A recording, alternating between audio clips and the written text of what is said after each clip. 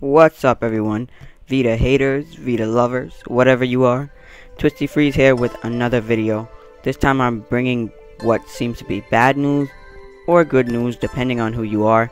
First of all, this news is by no means new, as in current, yeah, it happened a month ago, and I'm not trying to grab views with this. I'm just informing people and my subscribers about the state of Sony and the PlayStation Vita. By the way, you are currently watching gameplay of Towerfall Ascension in 1.5 times its speed, because I wanted to fit the whole gameplay in there, but the gameplay was like 11 minutes long. Anyway, the game was free for PlayStation Plus subscribers this month. I hope you enjoyed this video. Let's get this started.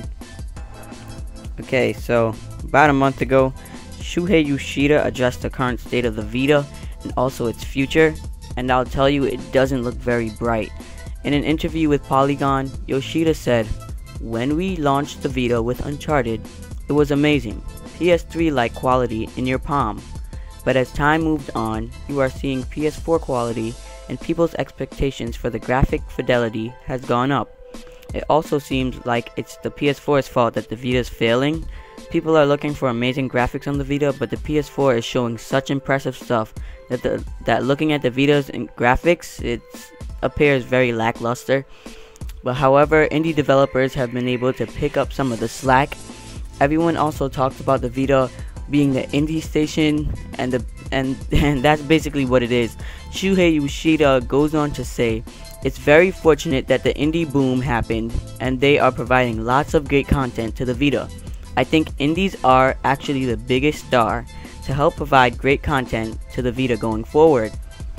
What this was basically saying is that he'll be looking to the Vita, like the indie people, indie developers on the Vita to develop games for the Vita more than first parties. So then Yoshida was then asked if this means that there will be less of a focus on first party games for the Vita in the future, and he responded with a yes. Yoshida also continued to stress the fact that one of the main selling points of the Vita is the remote play feature on the PS4. On a side note, I've tried out the remote play feature on the Vita and PlayStation 4, and it's just terrible with my setup. They were both connected to the same Wi-Fi, but I think it's like I'm too far from the router. I think after that, I set the Vita to direct connection, which I thought would not require Wi-Fi. I thought I would just have to be in range, and it was still horrible. The lag was so bad I can't even describe it. So I can't see that being a big selling point of the Vita. So it's technically like the Vita's just going down.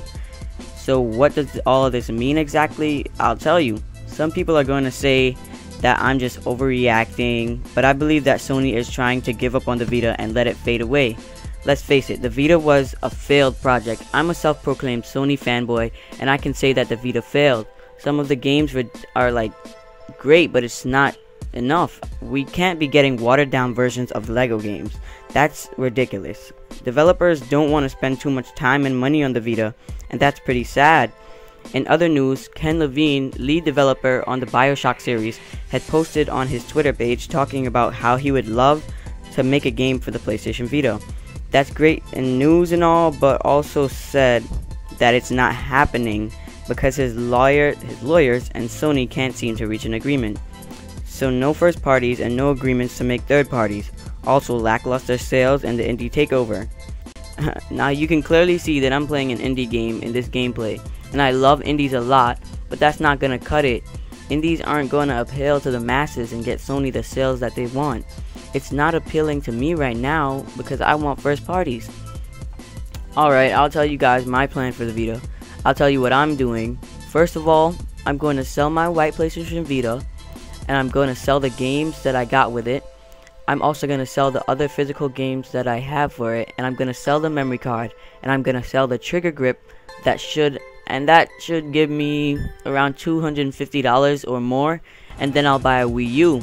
I'm planning on getting a $100 capture card so I can record PS3 and Wii U when I get it.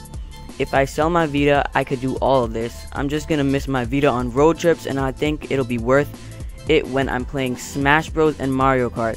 I'm not telling everyone to go out and sell your Vita, but I'm just saying those are my plans. I'm not wasting my $250 investment with the Vita. I'm not going down with this sinking ship. Thanks for watching, guys. There's a link to the GameSpot article in the description, and please don't forget to hit that like button or the boogeyman will kill you in your sleep. Peace out, dudes, and I'll see you in the next video.